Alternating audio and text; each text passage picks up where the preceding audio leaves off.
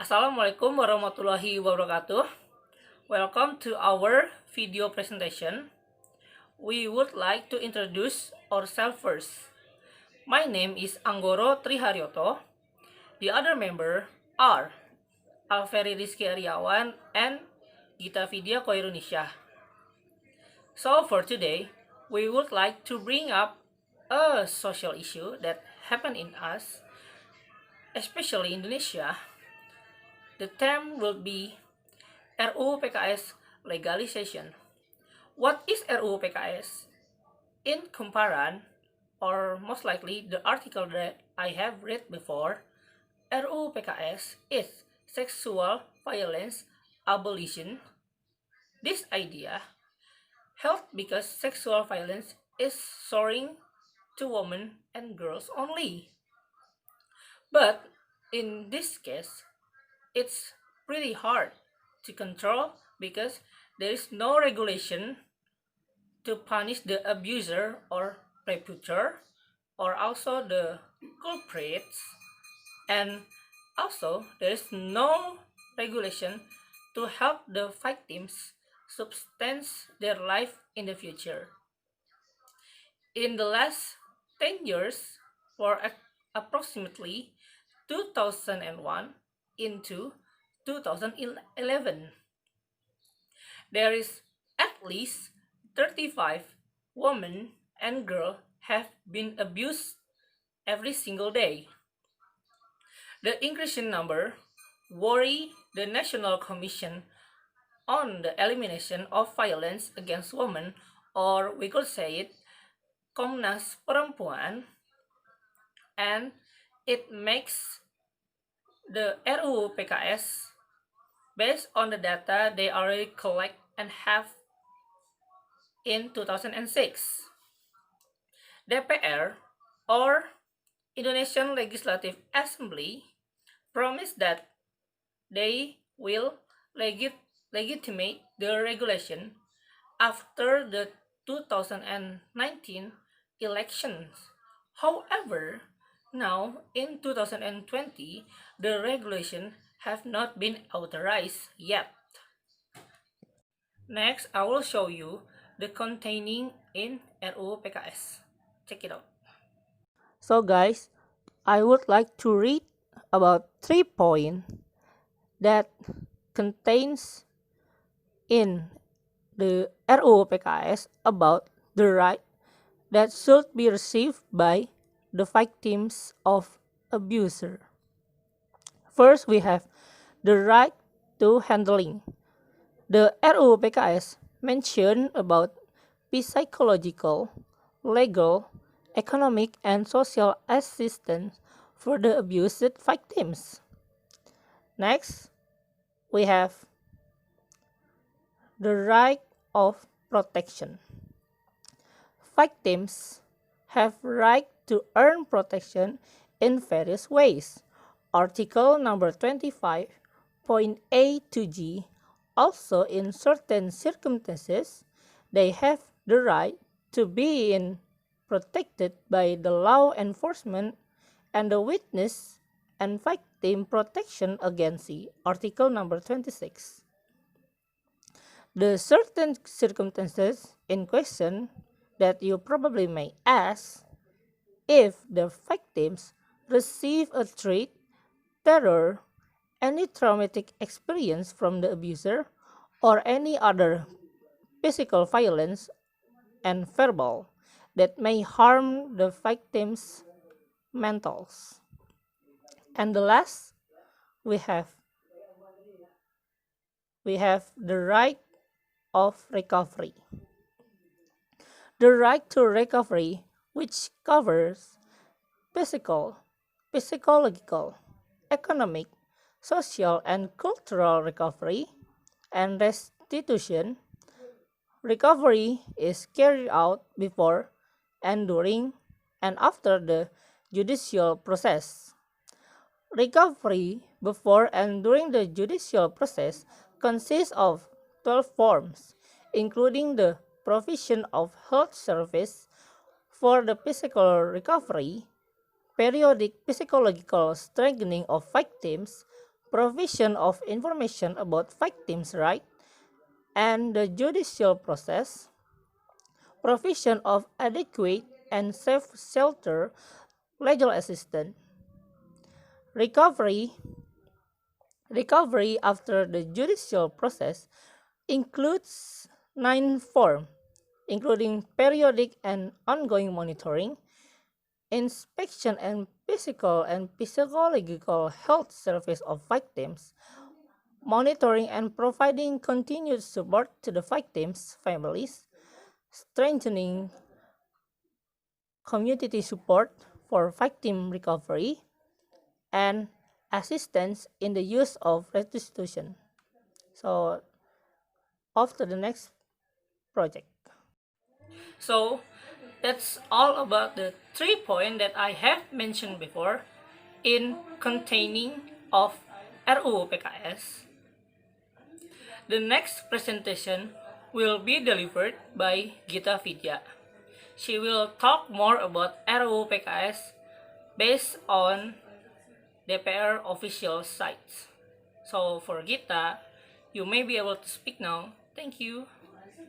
Thank you, Anggo, for presenting me. Hi, I'm Gita Vidya Harnisa. Now I'm going to show you what are the contents that included in the RUU PKS. Quoting from the DPR's official website, some of the main contents of the RUU PKS consists of: first, the definition of sexual violence is regulated in Article 1 of the RUU PKS. The second one is the goal of eliminating sexual violence is to prevent all forms of sexual violence, handle, protect, and recover victims, crack down on the perpetrators, and guarantee the implementation of state obligation and the roles and responsibilities of families, communities, and corporations in creating an environment free of sexual violence. The third one is sexual violence. Here includes sexual harassment, sexual exploitation, forced contraception, forced abortion, rape, forced marriage, forced prostitution, sexual slavery, and sexual torture. Acts of sexual violence include those that occur within the scope of personal, work, domestic, and public relation, and including those that arise in situation of conflict, natural disasters, and other special circumstances. The fourth one is provision regarding the rights of victims, families, and witnesses of sexual violence are also clearly regulated in the Article 21 to 39. However, the RUU PKS was contested by controversy. Quoting an article from Katadata, DPR argued that the title of the RUU and its original definition was not sustainable. DPR constituents also feel that if the RUU is too frank and not good for the citizens. Finally, they also feel that this RUU is against the Criminal Code or KUHP, Kitab Undang-Undang Hukum Pidana. That is all that I can explain. Thank you. Thank you for your clear explanation, Gita. So, for the next presentation will be delivered by Alferi Rizky. He will talk about broad point of this agreement, why DPR shouldn't delete the RUU PKS. So, for Ferry, you may be able to speak now. Thank you. Hello everyone. Today I want to explain about why we disagree about what we can call it. It's why the government cancel or reject the RUU PKS. So the first thing is the government thinks RUU PKS for LGBTQ, but in fact there's no rules on that in the RUU for the LGBTQ.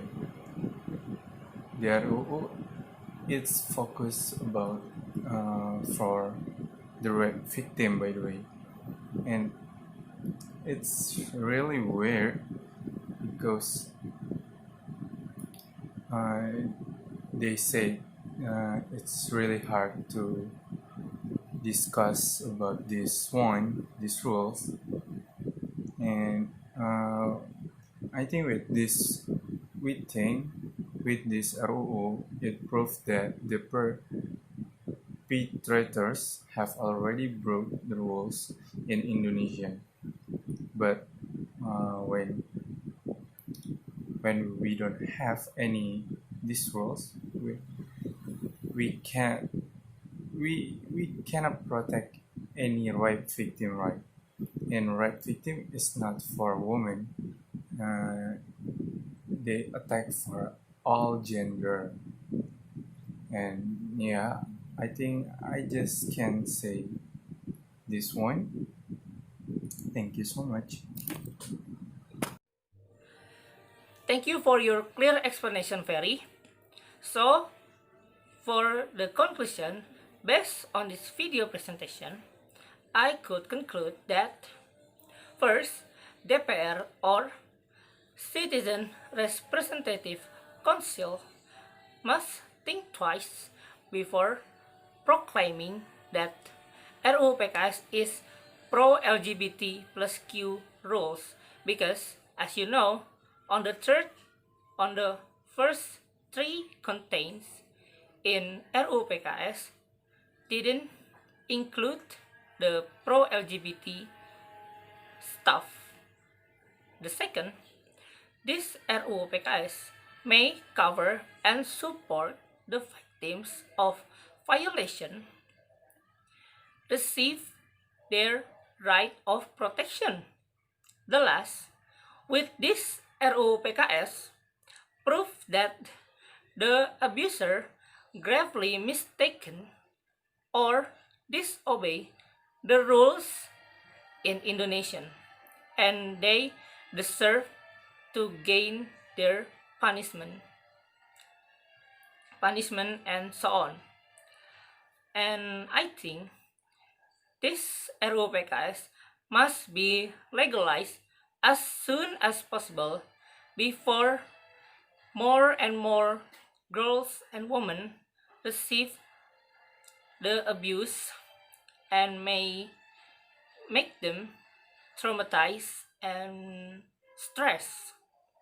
I think that's all for our video presentation. Thank you for watching. Wassalamualaikum warahmatullahi wabarakatuh.